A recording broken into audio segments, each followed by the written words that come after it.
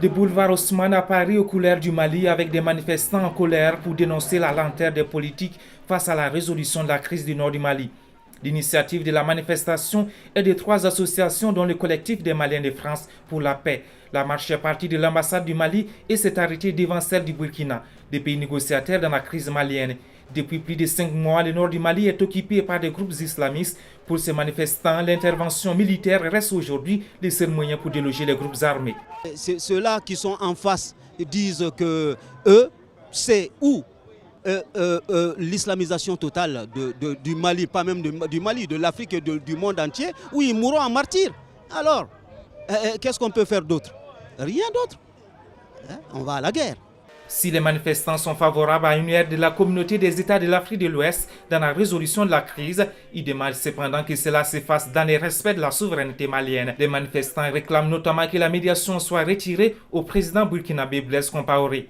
Le Mali reproche et rejette et récuse justement la médiation qui est menée par le médiateur de la CEDEAO qui est M. Blaise Compaoré à cause justement de cette complicité et le fait d'avoir reçu les MNLA et de les avoir hébergés et de les avoir soignés sur le territoire du Burkina. À défaut d'un diplomate pour les recevoir, les manifestants ont tenu à déposer leur motion dans la boîte aux lettres de l'ambassade. Avec ces gestes symboliques, ils espèrent faire pression non seulement sur les politiques du Mali, mais aussi sur la communauté internationale. En tant que jeune, j'aimerais leur dire que justement, on ne peut plus aller là-bas, on ne peut plus voir nos amis, que ce soit notre famille. On a du mal à se rendre là-bas. Mais ces manifestants maliens et leurs amis gardent encore espoir. Ils promettent de se battre jusqu'à la libération totale des 3 régions occupées dans le nord du pays. Cette vidéo continue d'embarrasser le monde musulman et d'attiser la haine. Des manifestations ont été signalées en Égypte, en Iran et en Tunisie. Plusieurs centaines de Palestiniens ont manifesté pour la 2e journée consécutive à Gaza contre les États-Unis. Ce matin, au Yémen, des manifestants ont pris pour cible l'ambassade américaine à Sanaa. Un Yéménite a été tué et 5 blessés par des tirs de la police qui repoussaient les protestataires. Les manifestants s'élevaient contre un film réalisé aux États-Unis et diffusé sur Internet, intitulé « L'innocence des musulmans ». Ce film, dénigrant l'islam et comparant cette religion à un cancer, a provoqué mardi soir l'attaque contre l'ambassade des États-Unis à Benghazi, en Libye. Bilan, 4 morts dont l'ambassadeur américain Christopher Stevens. Les autorités libyennes ont annoncé aujourd'hui avoir arrêté des suspects. Elles ont refusé de fournir des détails sur le nombre ou l'appartenance des suspects arrêtés. Dans un communiqué publié par l'agence officielle Saba, le président yéménite Abdrabbo Mansour Hadi s'est déclaré extrêmement navré par cette attaque et a présenté ses excuses au président américain Barack Obama ainsi qu'au peuple américain. Il a donné l'ordre de former une commission d'enquête sur l'incident et d'en châtier les coupables. Ce sont des affrontements de nouveau entre les Pokomo et les Ormonds qui ont fait au moins 38 morts dans le sud-est du pays. L'attaque de lundi a été menée par 300 personnes de l'ethnie Pokomo, essentiellement des nomades, contre un village Orma, une ethnie composée d'agriculteurs.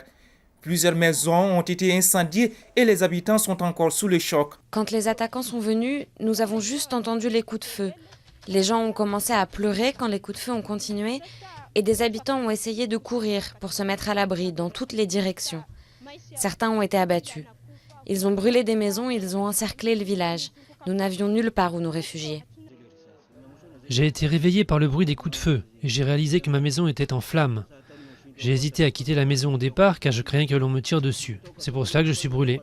Le district de Tana Rivière est le théâtre d'affrontements récurrents entre les Pokomo et les Orma. Les 2 communautés installées le long de la rivière Tana se sont déjà violemment affrontées dans le passé sur des questions d'accès à la terre et au point d'eau. En août dernier, au moins 52 villageois Orma avaient été tués à coups de machette ou brûlés vifs par des Pokomo. Les forces de l'ordre avaient été alors accusées de passivité. Cette fois-ci, les autorités kenyanes promettent de tout mettre en œuvre pour résoudre définitivement ces tensions. Nous avons amorcé le processus de désarmement. Les dirigeants vont faciliter le travail des officiers de police et nous allons également leur fournir des informations importantes. Cette fois, je pense que nous allons réussir.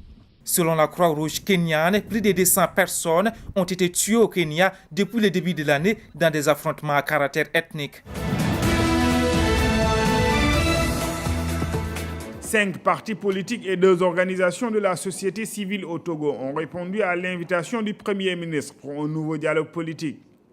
Il s'agit pour le chef du gouvernement de privilégier la concertation malgré les divergences. C'est d'arriver à créer définitivement la confiance entre les différents acteurs que nous sommes pour la vie et le développement de notre pays et qui sont obligés de continuer à discuter, de se parler, de se concerter, de se retrouver, d'avoir parfois des divergences, mais d'avoir surtout à l'esprit que l'objectif est commun.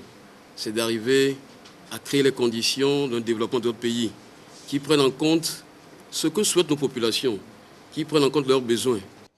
Pour des ténors de l'opposition togolaise qui ont boycotté la rencontre, l'heure n'est pas au dialogue, mais plutôt de rassurer d'abord la classe politique et les populations quant à la réelle volonté du régime en place.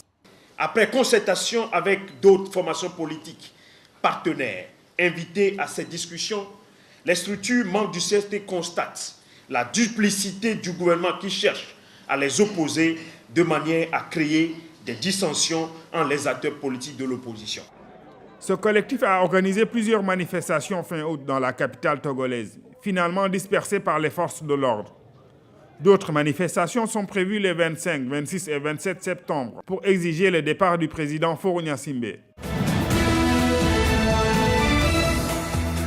La fièvre hémorragique Ebola est très contagieuse et gagne du terrain dans le nord-est de la RDC. L'épidémie aurait commencé au mois de mai dernier.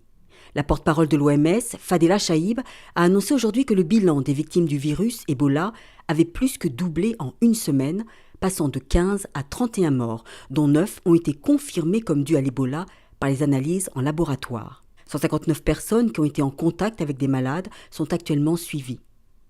Une première mondiale, une Congolaise de 29 ans atteinte du virus a accouché d'un garçon à l'hôpital d'Issiro en RDC. Le bébé, né prématurément, est sous traitement intensif. Depuis l'apparition du virus Ebola en 1976, aucune malade n'avait réussi à mettre au monde. Au mois d'août, 16 personnes ont succombé au virus en Ouganda voisin. Les experts sanitaires pensent toutefois que les 2 foyers d'épidémie n'ont aucun lien. L'OMS a lancé une mise en garde sur le risque de la propagation aux grandes villes de l'épidémie actuelle du virus Ebola en RDC. Au cours d'un point presse organisé conjointement avec l'OMS, le ministre Félix Kabange-Numbi se dit préoccupé par l'augmentation des cas de cette épidémie. Pour l'heure, pour endiguer cette fièvre hémorragique, il n'existe aucun vaccin ni traitement spécifique. Une route qui passe non loin d'une tombe, des pistes qui serpentent des tombeaux, des habitations qui jouxtent des caveaux, des gris-gris accrochés ça et là pour chasser les esprits malins, des arbres fruitiers et même des poteaux électriques plantés à l'oreille de ce cimetière, et puis cette brave dame qui fait sa cuisine non loin d'une tombe. C'est la carte postale de ce bidonville de Yaoundé. Madame Gamama, c'est son nom, y vit depuis plus d'une décennie. Je suis venue ici là. Peut-être soit 10 ans aujourd'hui, mon frère qui était mort, qui avait laissé le terrain-ci.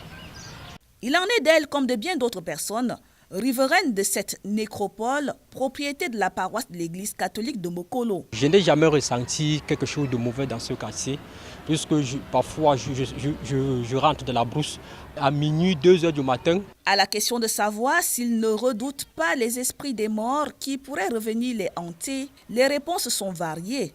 Ce sont plus les vivants qui sont à craindre.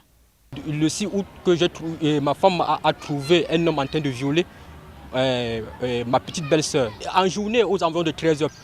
Et ce qui, moi, me dérange ici, là, c'est seulement les bandits qui nous dérangent ici, là. Mais pour le cimetière, ne me dérange pas. Cet envahissement du cimetière par les riverains pose quand même le problème de l'hygiène et de la salubrité, mais aussi celui de la responsabilité de l'autorité municipale qui a laissé s'établir ces familles. Les gens occupent le terrain n'importe comment. Ils construisent sans autorisation de construire. Et ce phénomène se voit un peu partout dans la ville de Yaoundé. C'est ce phénomène qui continue à se développer tout autour des cimetières. On doit les conscientiser que la proximité des cimetières n'est pas toujours une bonne chose. Parce qu'on ne sait jamais que les maladies qui peuvent se développer après l'enterrement d'un corps. En attendant, la vie suit son cours dans ce quartier de Yaoundé, entre les morts et les vivants.